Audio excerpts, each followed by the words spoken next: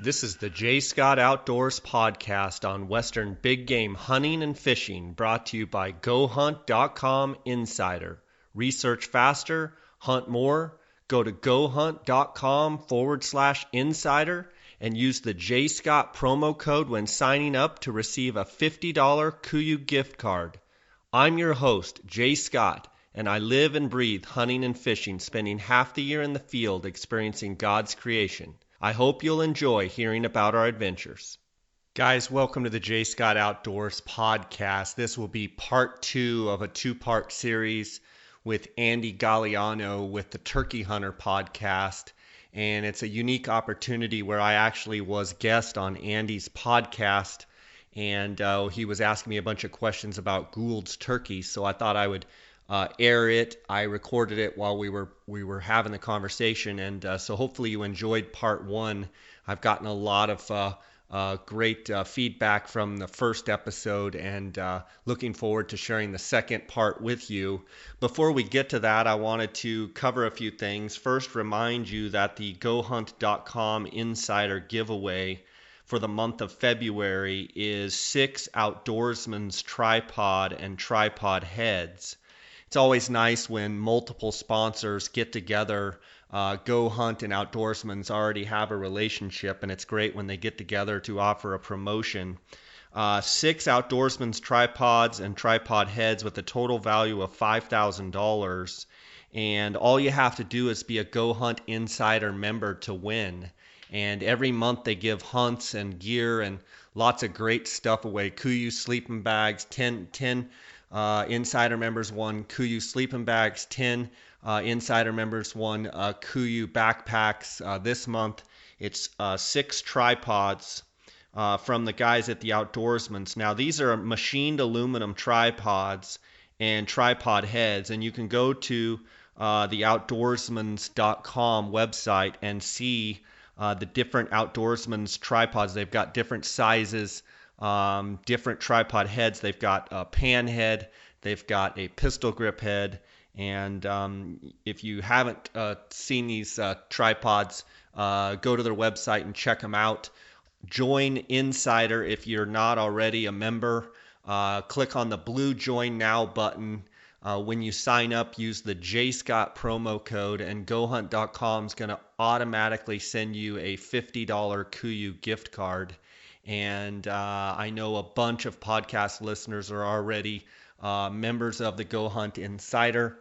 I got a kind of a personal walkthrough on the Go Hunt Insider with the new draw odds and the filtering 2.0. And there were several things within the draw odds that I didn't realize that the program could do. But it basically shows you how many guys applied last year with your same bonus points. And when you start talking about some of these different states, Nevada and New Mexico and Utah, Colorado, every little bit of information helps. So check that out. I want to thank GoHunt.com for their sponsorship of this podcast. I wanted to also let you know that you'll hear inside this podcast, you'll hear a commercial for Western Hunter magazine. I appreciate Western Hunter and Elk Hunter magazine for being sponsors of this podcast, and remind you that they are giving away a $1,500 credit towards any Swarovski product. All you have to do is go to westernhunter.net/JScott, and it will prompt you when you type in /JScott, it will take you down. All you have to do is enter your email. That's it. You enter your email and you're automatically entered into the drawing for a $1,500 credit towards any Swarovski product. So it's free. Basically just go sign up, and all they want is your email. So go do that. And I've also got some questions here that I want to go over from you guys, the listeners. And I encourage on every episode, I encourage you guys, the listeners, to send me an email. If you've got any questions, I'm happy to answer them and do the best that I can to help you guys get the information you want. So let's go over a couple of these questions. Okay, the first question comes from Simon, and he says, Hi, Jay. First off, I'd like to thank you for the great podcast that you've put together. I love hearing all the great technique stories from you and your guests. I am fairly new to hunting. This will be my second season, and this podcast has taught me so much. I have successfully harvested a couple whitetails, but I'm looking forward to harvesting my first elk. I'm starting to look for an open reed cow call and seem to remember you and Chris Rowe mentioning that you used the same one back in one of the episodes following the Arizona bow season. I was wondering which one that was and if you had any other recommendations for a fairly novice caller.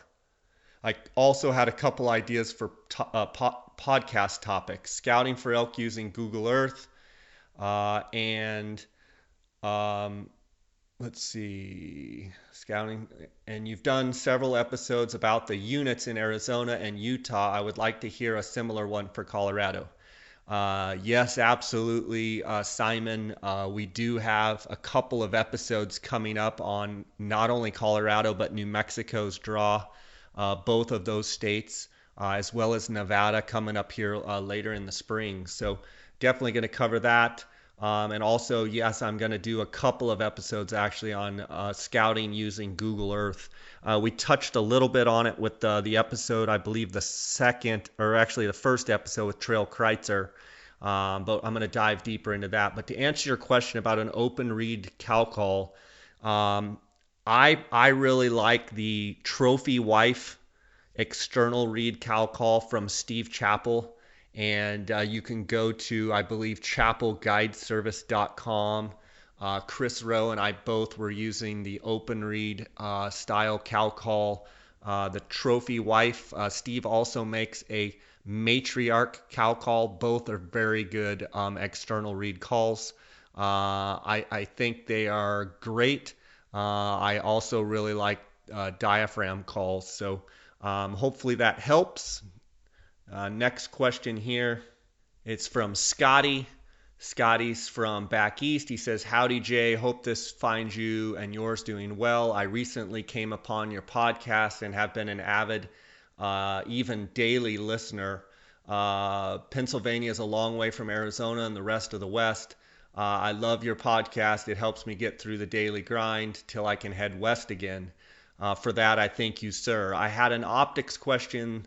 Would you recommend, if a hunter could only afford one glassing/scouting tool, that it be a spotting scope or 15 power binoculars? For me, I think as an overall for hunting all species across, say, the United States, having a pair of 10 by 42 binoculars and having a great spotting scope, you can do a lot of damage.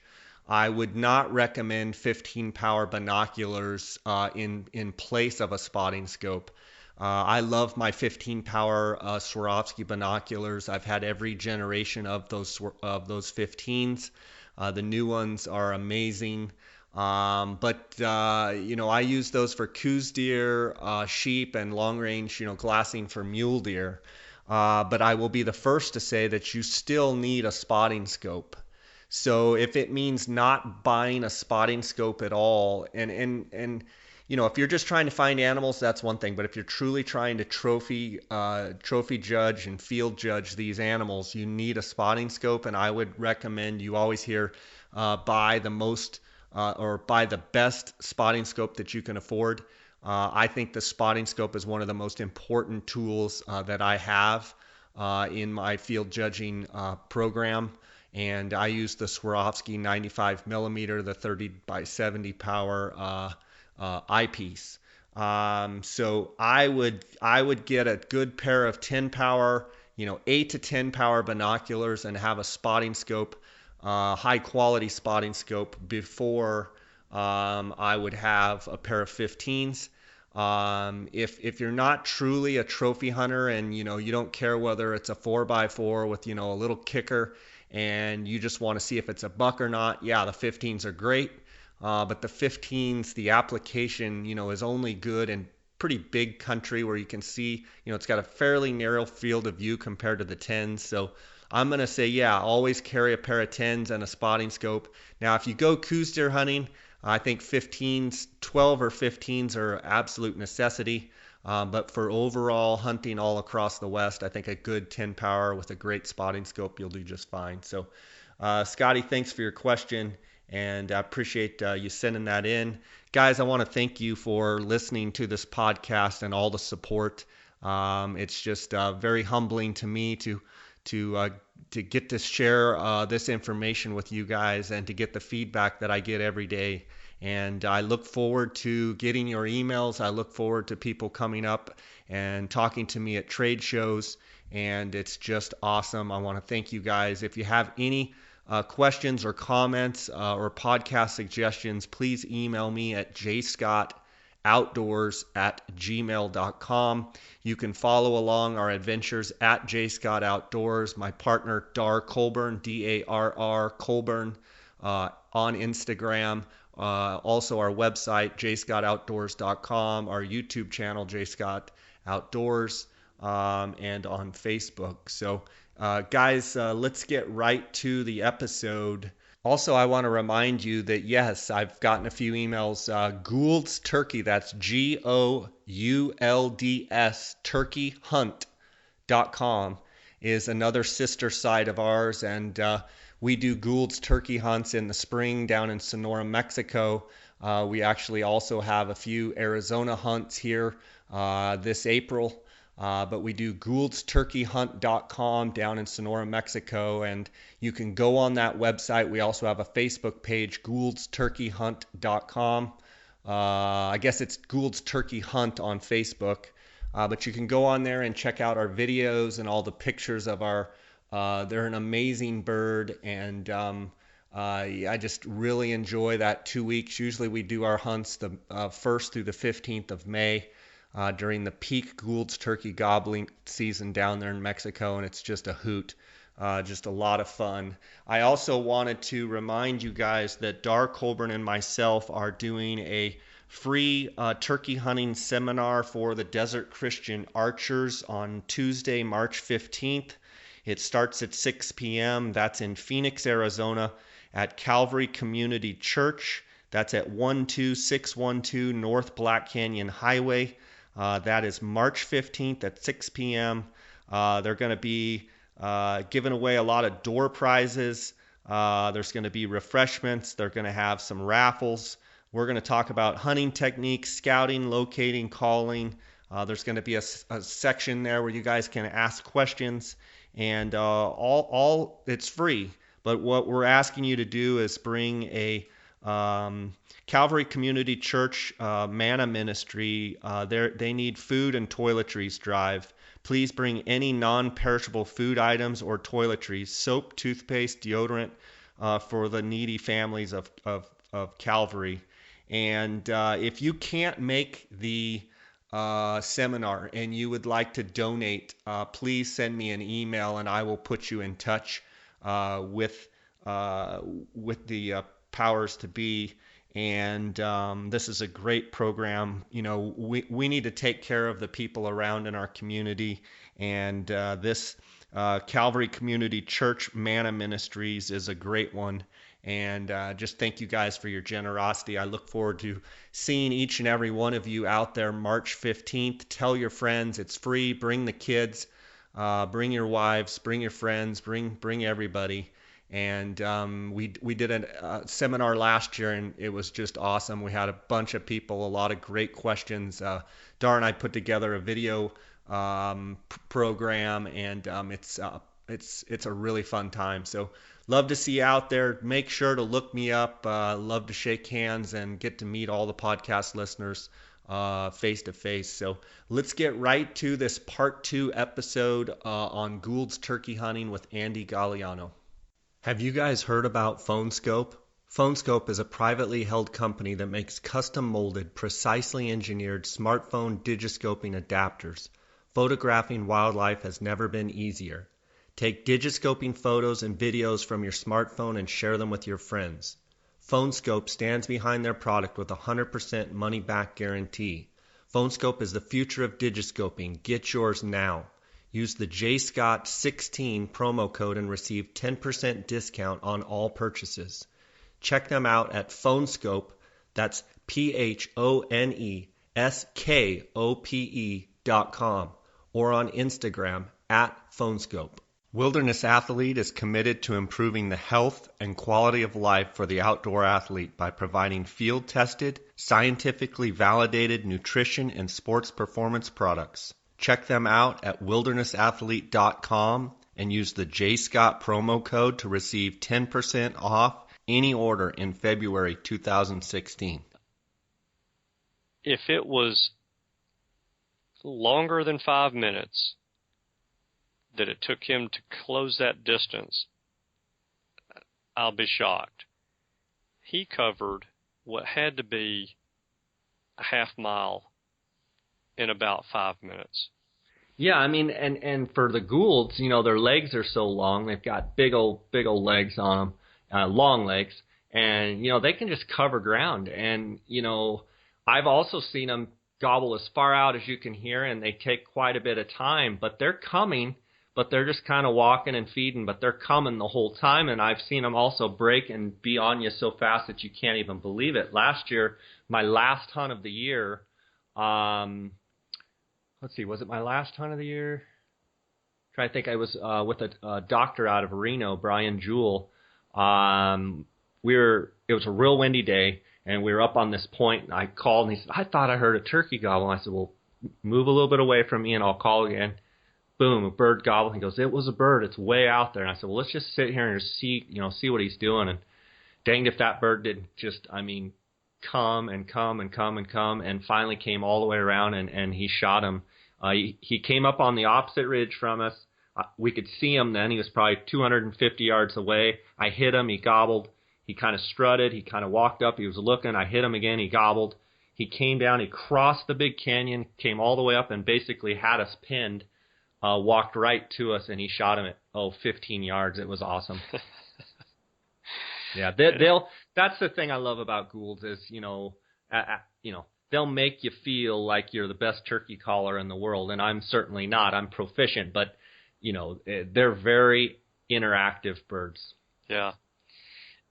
It's amazing that there's such a difference between the birds. And in Eastern, you're not going to call an Eastern that far. Most days, Sure. Yeah, it'll happen occasionally. You'll get lucky and call one that kind of a distance. But there are so many things to hang up an Eastern to where they won't come in.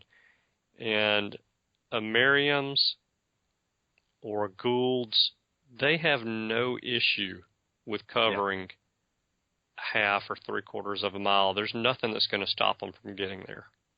Yeah, and I think, too, the country's so big, and it's probably further between turkeys, so they're used to traveling over to see their buddies, 3 drainages over, and as opposed to where you're probably at. You guys can kill 5 turkeys a year. Your density is one of the highest in the nation, and your bird per mile or bird per acre is way high compared to some of these large ranches we're hunting in Mexico for Goulds. We might have a 25,000 acre ranch, and there might only be 100 birds on the whole place. So they're pockety, and I think that's why they're willing to cover a lot of ground to come to that call you're making. Yeah, they're a lot of fun. Oh man, that is for sure. They make you feel good, just like Jay said. Thank you. You can leave from that trip and think, man, I am the greatest turkey hunter in the world. And now, with that being said, they are still turkeys. You can't be Absolutely. You can't go out there and just run around and think you're going to run one down, and you can't be silly about it. But they are responsive and a lot of fun to hunt. Absolutely. Well, I have had the good fortune of being able to travel a good bit and hunt. And I've been to Africa a couple of times on safaris. I've been to Mexico on a turkey hunt. Been to Mexico a couple of times fishing. I've been fortunate enough to be able to travel a good bit and do the things that I love doing, like hunting and fishing. And I know that hunting in a foreign country presents certain challenges. Among those, There are language barriers, just travel itself. Every country has different gun laws. You have the food and water issue, ammunition, because every country is different about the ammunition and what they allow there and that type of thing. Caring for your trophies and importing the animals into the states, clearing them through customs, are a few of those challenges. Can you address some of those challenges for us and maybe give us some tips on how we can best prevent those challenges from ruining the hunt of a lifetime? Yeah, I mean, anytime you travel in a foreign country, and let's talk about Mexico specifically, you don't have to know Spanish in order to get around. It helps. Knowing some of the words can certainly help, but I think when you're picking an outfitter to go with down there, you want to pick someone that is reputable. You want to make sure you check references. You want to make sure, I've been going down since the late 90s, Goulds deer hunting and turkey hunting, but, we go 2 or 3 times a year Goulds deer hunting and in Mexico, and we hunt a lot of the same ranches and a lot of the same country. And, it's one of those things. We travel during the day. We travel together. We travel on the main roads. We don't go into the towns. We don't put ourselves in positions that make us vulnerable. We don't, we take all of our own water. I usually take 2 guys at a time. I'll do a custom trip. Like this year, I have 4 guys actually from Alabama that are coming. They're all friends. They're all going to shoot 1 bird each. They're all coming together. Yeah. But I travel in small groups. We don't do anything that's going to put us in a situation that, same as if we were driving in LA or Detroit or Atlanta, we're not going to go stop in the wrong spot. Yeah. So we're going to do everything that we can to be in the right spot. The gun permit stuff is fairly simple. People a lot of times think that it's a real in-depth process, and really all it is way ahead of time. I file for the gun permits. The Mexican government signs off and issues us our permits. We get the permits. We cross the guns at the U.S. border. We fill out our customs 4457 forms, which means when we come back into the U.S. that we've declared them as our guns that we're taking into Mexico. So then you have your Mexican gun permit. You check them at the border. By the way, all of my hunts, I drive into Mexico. I live here in Arizona. I can be from my house to the Mexican border in about 4 hours. I can be to Nogales in probably 3.5. I can be to Douglas in probably 4. I drive into Mexico. Most of the ranches are anywhere from 30 to 50 miles south. I bring all my own food. I bring all water bottles. I bring all the coolers with the food. Mm-hmm. I eliminate, I tell people, I would recommend not drinking the water. A lot of my hunters say, well, I'm on a well, every day. What's the difference? Honestly, I think out there on those ranches, those ranch wells, it's probably the same. There probably is no difference. The general principle is you don't want to drink the water in Mexico, so I just bring bottled water. Yeah. Import, with your guns, they want to see the ammo. When you cross the border, you check at the police. They sign off on your gun permit. You put them back in the cases. You drive over to the military. You walk in. There's a room that you stand there. You show them your gun permit. I mean, throughout the year when we're hunting Goulds deer and Goulds, I may, with checking hunters in and out, I may see that same person at the military checkpoint, 7, 8, 9, 10 times in a year, mm-hmm. Checking in and checking out. And they basically they check the serial number, and then you're on your way.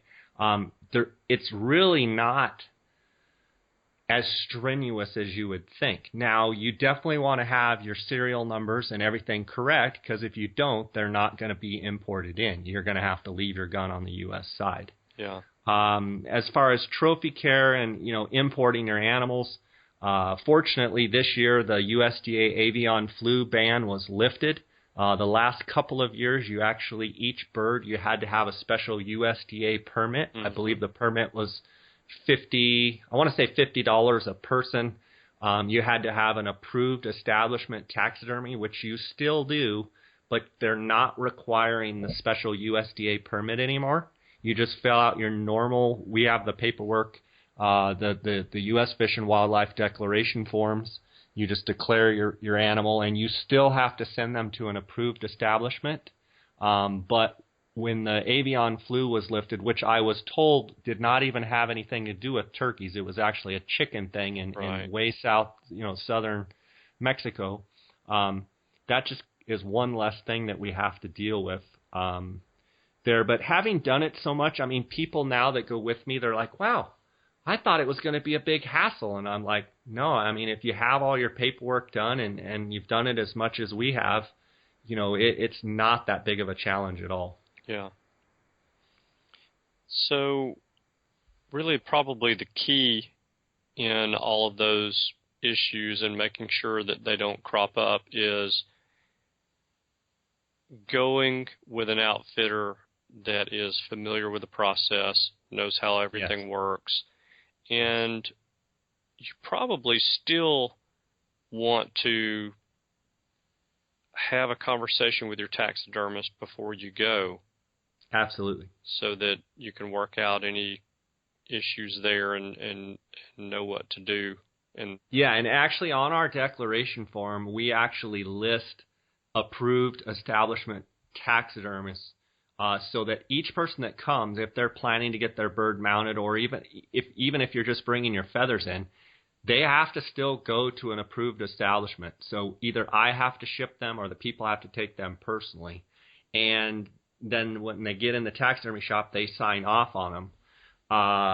But absolutely, if guys don't know an AE taxidermist, I have a handful of them that I use that are very familiar with the process, and we provide all of that.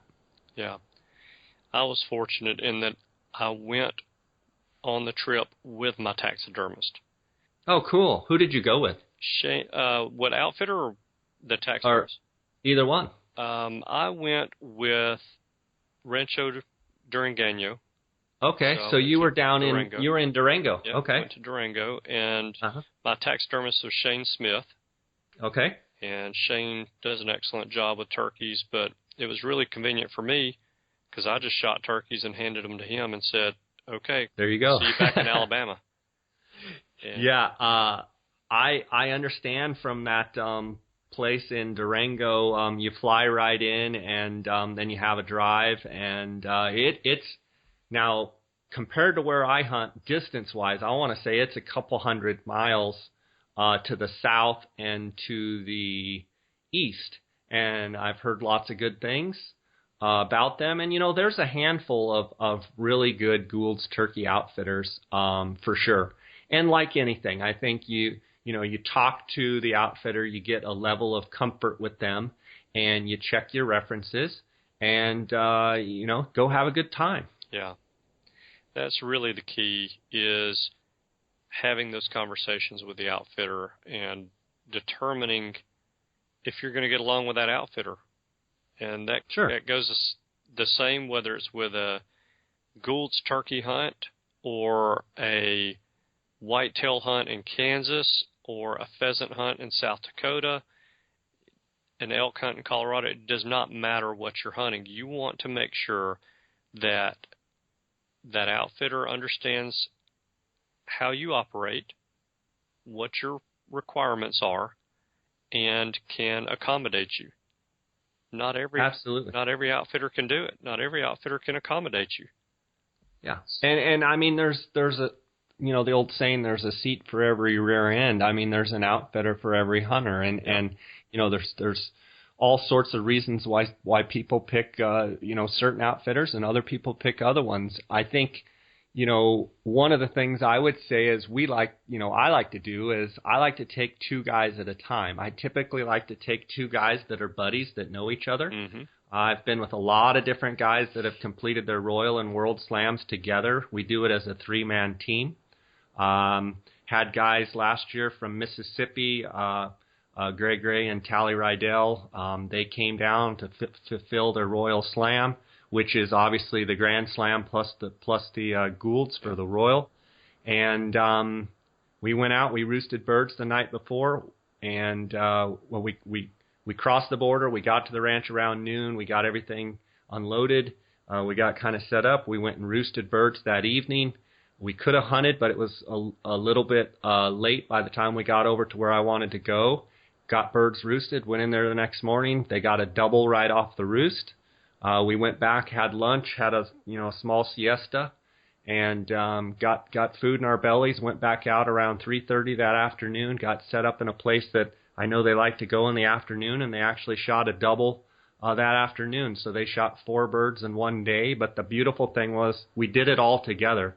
We had it set up where they're both set up, and they had it worked out. If one comes on the left side, one comes on the right. Whoever's on the left, whoever's on the right shoots. They had it worked out. If one comes in, who is going to shoot? And I think the fun part of that is you get to enjoy it with a buddy. And I video all the hunts. I take pictures of our setups before the turkeys come in, after they come in. And I try and really focus on a high-quality turkey hunting experience, and not to put any of my competitors down at all, because they have their own styles and do some fantastic hunts as well. But I thought by focusing on small, high-quality experience, each buddy, let's say one guy went out and shot a bird and his buddy didn't get to shoot. Well, the 3 or 4 day hunt that we do is a long hunt because the person that already got his bird doesn't have to stay in the house. We can all go together as a 3-man team. Yeah. And maybe the person that's already filled their birds can video or sit back and take photos when the bird comes in, and it just makes for a really great time. Yeah. Then how long before I book a Goulds hunt with an outfitter do you recommend that I start gathering information and planning my trip? I would say a couple years ago you were fine probably in December or January booking for that year. I think as our economy has gotten better over the last few years and we've kind of come out of our depression that the country's seen, it seems like bookings are much more advanced. Obviously, we're in April now. I'm booked for 2015, and I have a slot or two left in 2016 and already taking reservations in 2017. Wow. So my advice would be if you want to go, get a hold of the outfitter, talk to the outfitter, and try and get it set up as quickly as possible because, there's not that many Goulds outfitters, and there's a lot of turkey hunters that want to complete their Royal Slams and want to get that Goulds turkey. And I've just noticed, seems like the last couple years, the competition as far as the numbers of people calling and numbers of people wanting to book has really gone up. And I think that's a credit to the economy getting, slowly better and people having a little bit more income to spend on, fulfilling their dream of the Royal Slam. So I would say sooner than later, get your spot and pick you an outfitter and go for it. Yeah. At GoHunt.com, we are restoring the heritage of the old and constantly redefining the new. We stay focused and put our efforts into redefining the future of Western hunting. What makes us special? What makes us different? We are the new breed of hunter. We are the customers that we serve. We are the innovators, and we are the future.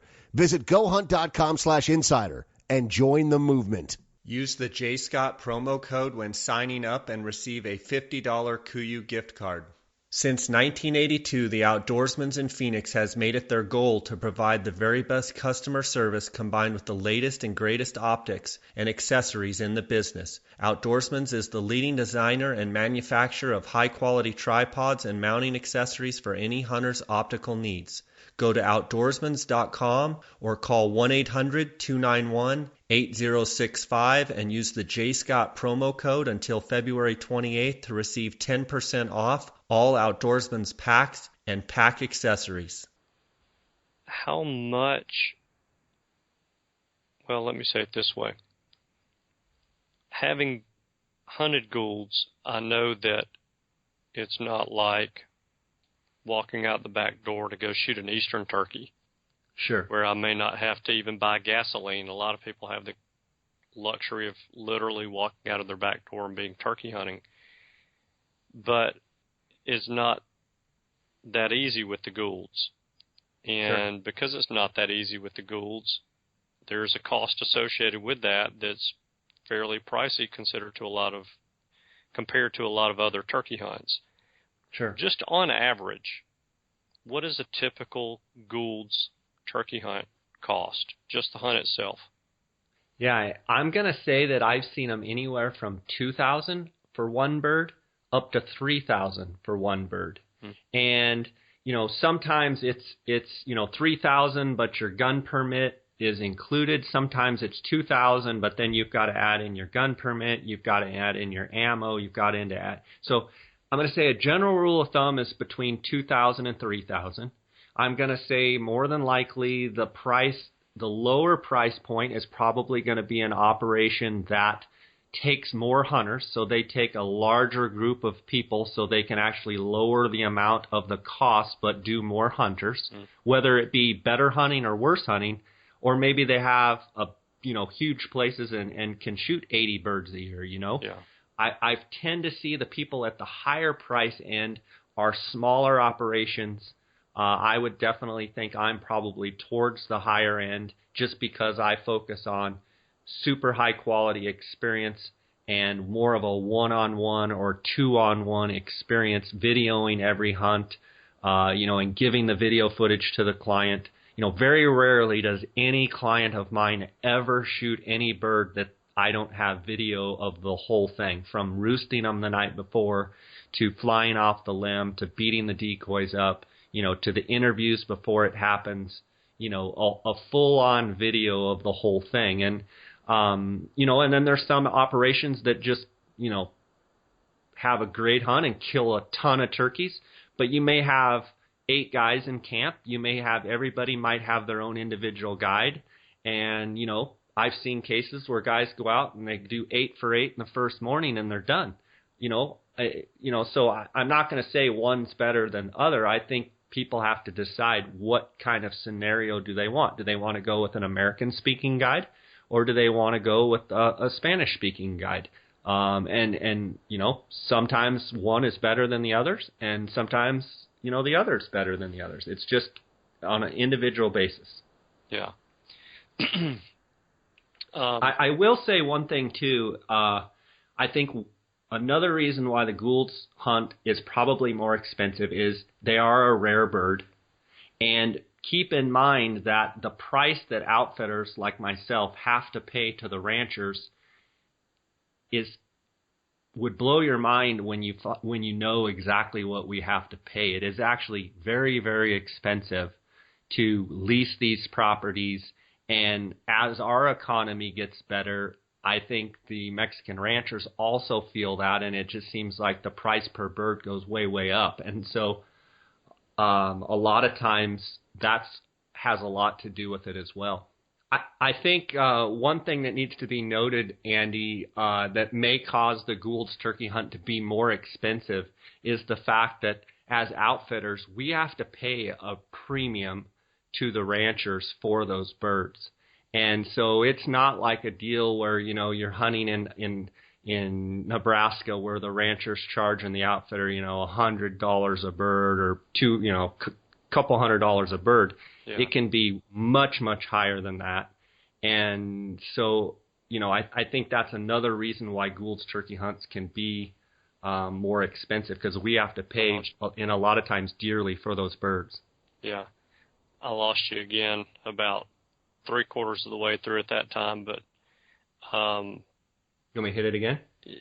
Yeah, I think that we can. I think we pretty well get the gist, because I got the part where you said that Nebraska they may pay $100 a bird, but you're paying much, much more than that to the ranchers. Yeah. So are you guys, and this may or may not make it on the show, what I'm about to ask you, but I'm curious to know, and the average listener may not be. So are you paying per bird, or are you paying per acre that you lease? No, all of my leases are per bird. Okay. And something to note there is a wounded bird is just like a killed bird. Yeah. So, it's a per bird deal. And, that to me, it's difficult because if you were just paying per acre, I kind of want to be able to have a say in how many birds are harvested off of each property, because I've found that what I think should be harvested and what the actual rancher thinks should be harvested are two different things. My number is much, much lower. Obviously, they want to make as much money as they can. But the thing that I don't think sometimes they don't understand is how fragile these birds are. And if you do overhunt this population, it could take a while for it to come back. And you need to leave a lot of gobblers on your property to make sure that they have plenty of, the gobblers can really get with those hens and get them bred. Because we have a huge predation problem, and, it can be very, very finicky, so you never want to over-harvest a property. What are the primary predators of the turkeys in Mexico? Basically everything. I mean, you've got coyotes, you've got foxes, you've got skunks, bobcats, mountain lions. I can't say that a mountain lion, I've seen them take a turkey, but I know they do. Everything out there will eat a turkey. We have a lot of coyotes and a lot of bobcats. It just seems like the turkey from day one is fighting an uphill battle for sure. Lots of coyotes, Andy. Yeah. Now, is there still a good amount of hunting the Goulds turkey for sustenance by the locals?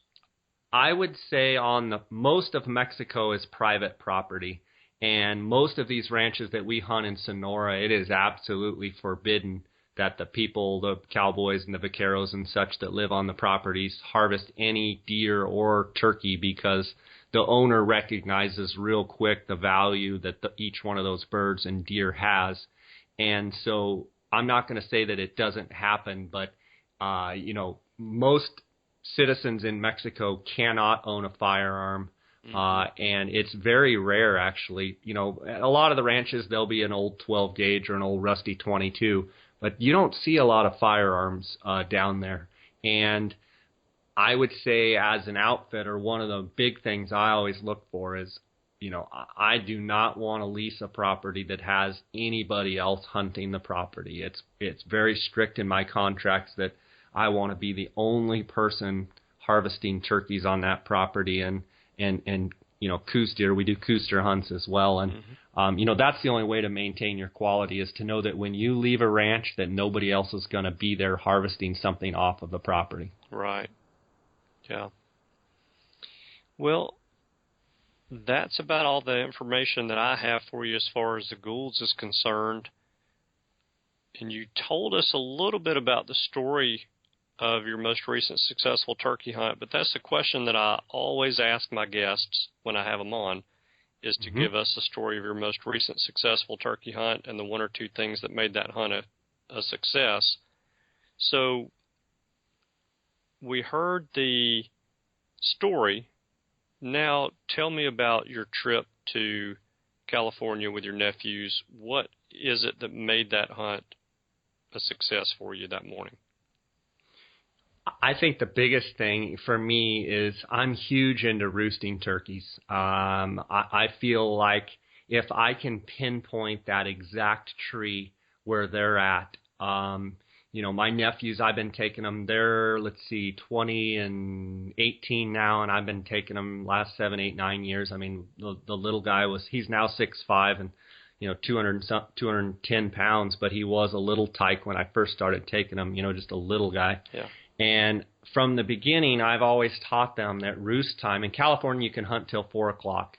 So from 4 o'clock on, we're roosting. We're trying to figure out turkeys and exactly where they're at. A lot of times we'll be up on ridges with our binoculars trying to see where birds are and where we can get at them the next morning.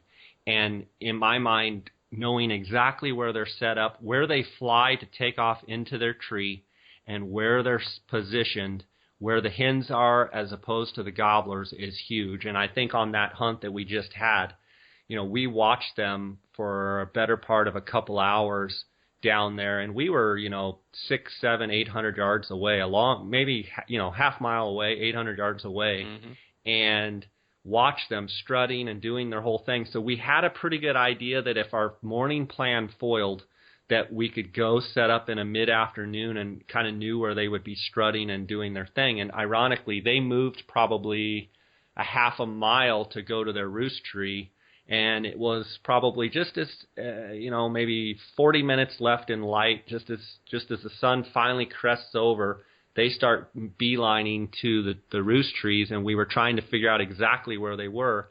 Well, they went kind of around this little hill, and it was clear that we didn't know exactly what tree, but we knew the meadow where they were. And I think, especially out here in the West where it's pretty big country, pretty open country, I think the biggest thing is trying to roost those birds and being as observant as you can, trying to figure them out. Okay, which way are they going to fly out of the tree?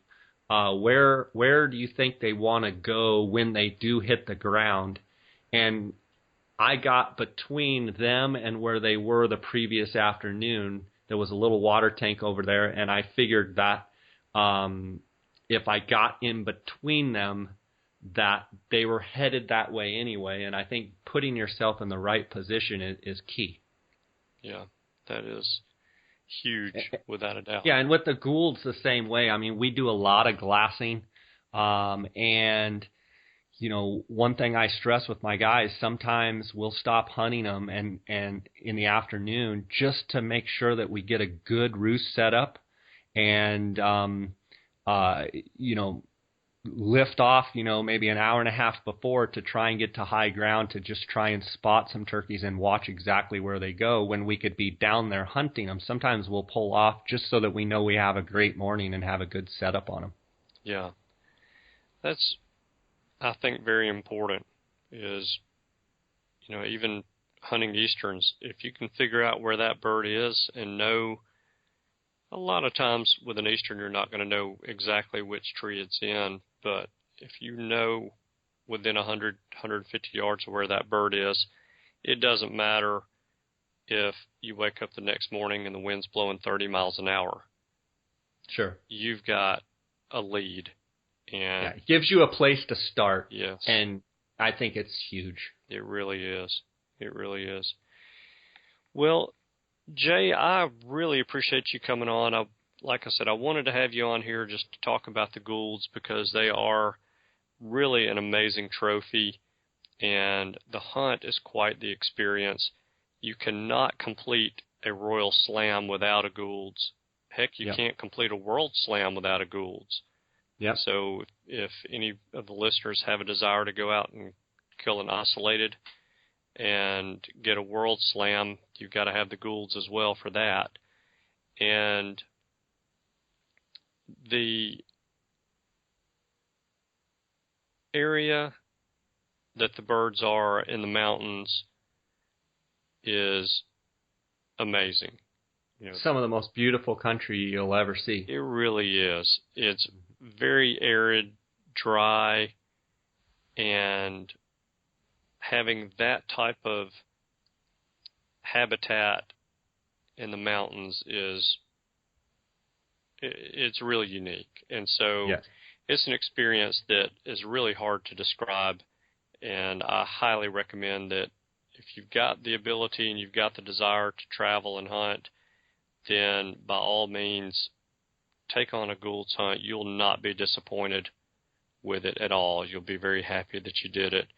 And before I let you go, Utah Hydrographics is in the water transfer printing service, and they are open to whatever you can dream up. Choose from a wide range of camo patterns, designs, and colors. Whether it's guns, bows, tools, rifle stocks, vehicles, steering wheels, fenders, dashboards, paint guns, fishing rods, cups, tripods, watches, knife grips, helmets for a local sports team or for your motorcycle, picture frames, mailbox, animal skulls, you name it. they can probably do it. Utah Hydrographics loves taking things that are general looking and turns them into something that looks fantastic and eye-popping. Give them a call and see what they can do for you and receive up to a 10% discount by using the JScott16 promo code. Visit them at utahhydrographics.com or on Instagram at Utah Hydrographics. Whether you are interested in elk, deer, antelope, bighorn sheep, or moose, Western Hunter and Elk Hunter magazines will bring the adventure to your mailbox. These publications feature articles on the finest hunting gear, tips and tactics from experienced hunters, field judging trophies, glassing techniques, calling strategies, and much more. To become a more knowledgeable and skilled hunter, subscribe today. Go to westernhunter.net/jscott and enter your email address for a chance to win a $1,500 credit towards any Swarovski product. Tell us how we can find you to talk about hunting Goulds with you or to book a hunt with you as well. Yeah, absolutely. Goulds Turkey Hunt, singular. I think before you'd said Goulds Turkey Hunt. It's gouldstturkeyhunt.com. Also on Facebook at Goulds Turkey Hunt Facebook. I have an Instagram account that I run a lot of Goulds turkey pictures on, and that's at JScottOutdoors. I also have my other hunting and fishing stuff at JScottOutdoors.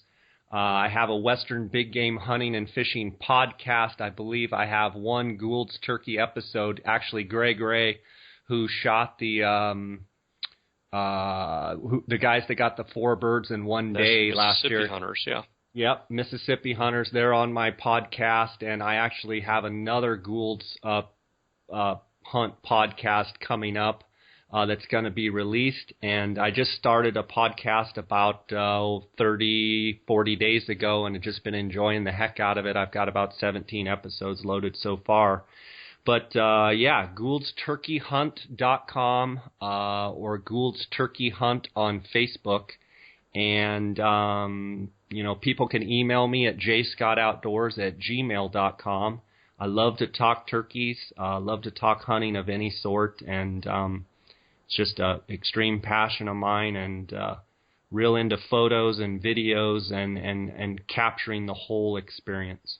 Yeah, for anyone listening, you're going to have a harder time finding someone nicer than Jay, and he and I have had a couple of conversations leading up to this interview, and he's extremely knowledgeable about turkey hunting. He's extremely knowledgeable about the Goulds turkey.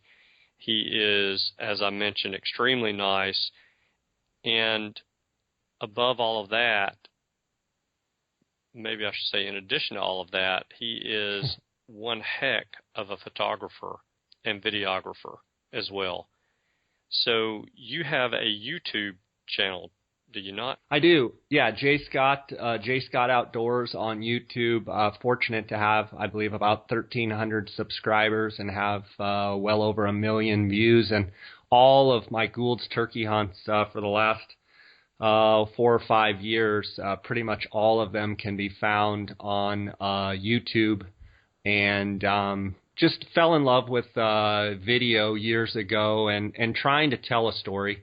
I'm not the greatest editor. I'm not the great, I definitely have some weaknesses, but one thing I feel one of my strengths is I'm constantly trying to tell the story through photographs and through video. And, the Goulds provide, they're a perfect bird to video because they really like to come to the decoys and they're very call friendly. So it creates a great opportunity for me. Yeah. These are not shaky, blurry videos. These are high quality, very professional looking videos. I think if you go to Jay's YouTube page and watch some of those videos, you'll be thoroughly impressed with not only his ability to capture, like you said, a story on camera, but you'll be impressed with the hunt, you'll be impressed with the terrain, you'll be impressed with the birds, and if you're listening to this show, you have got to enjoy a good turkey hunt, and there are a lot of them on his channel, so I'll recommend going and checking that out. And as I mentioned before as well, your hunt in California with your nephews is on your channel. And that was... I pretty much video everything that I do, from elk hunts, sheep hunts, turkey hunts. I spend the summer chasing trout in Colorado and Wyoming, and I video and take photos of that. I'm blessed to have just a really good life, and I love hunting and fishing. It's something I think about all the time, and you've said some very kind words about what I'm doing. I want to say back to you, I love listening to your podcast, and really enjoy the guests that you've had on, and it's just a pleasure to go on and listen to some of the stuff and the stories and the content that you have. So right back at you, and look forward to seeing what else you've got going on. And we missed each other this year at the NWTF convention. Yeah, I hate that. Hopefully next year or the year after we can hook up and maybe have some lunch or a dinner. And yeah, absolutely. We definitely need to do that, because your nephew is coming to play football in the great state of Alabama. Yes, he is. And everyone listening already knows how awesome the football is in the state of Alabama. Your nephew is going to Jacksonville State, which has a great program. Yep. And he's really excited. I want to extend the invitation to you and your nephew to come on a turkey hunt with me. That'll be fantastic. That's awesome. We'll have to meet up at the NWTF convention to make some definite plans for that, and we'll make that happen. That'll be a lot of fun. That's awesome. Yeah, he's a little tyke. He's a left-handed quarterback. He's 6'5". He's just a great kid. His older brother, Jay, my namesake, is a great kid, and I've just enjoyed. I don't have kids, and so my sister has 5 kids, and I've just enjoyed, hunting and fishing with those guys, and they're a ball to be around, so I'm anxious to have you meet them. And thanks for having me on, and look forward to meeting you one of these days, and want to wish you the best of luck with the rest of your season you've got. Thank you very much. I need all the luck I can get.